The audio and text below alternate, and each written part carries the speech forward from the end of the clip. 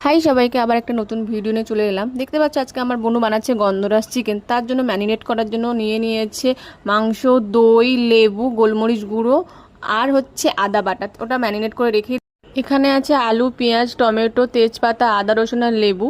আর এদিকে আছে হলুদ, লঙ্কা, গোলমরিচ গুঁড়ো আর গোটা জিরে। আর এখানে বোনু আলু ভেজে নিচ্ছে। আর এখানে তেলের মধ্যে গোটা গরম মশলা, তেজপাতা আর পেঁয়াজ দিয়ে দিয়েছে বনু। ওটাকে ভেজে নিয়ে তারপরে মাংসগুলোও দিয়ে দিল ওর মধ্যে। তারপরে ওটাকে নাড়াতে আরম্ভ করলো। দেখতেই পাচ্ছ এর মধ্যে ফের আদা রসুন দিয়ে দিচ্ছে। ওটাকে ভালো করে কষতে আরম্ভ করছে। তার মধ্যে ওপরে দিয়েছে লেবু পাতা, আর লেবুটাকে ঘষিয়ে নিয়ে হালকা করে লেবুটা ঘষে ওর মধ্যেও দিয়ে বনু ভালো করে কষতে আরম্ভ করেছে। মাংসটাকে ভালো করে কষিয়ে তার মধ্যে আলু দিয়ে দিয়েছে। আলুটাকে ভালো করে কষিয়ে তার মধ্যে পরিমাণ মতো জল দিয়ে কাঁচা লঙ্কা দিয়ে দিয়েছে। তোমরাও বানিয়ে খেয়ে বলো কেমন হয়েছে। চলো টাটা। হাই সবাইকে, আবার একটা নতুন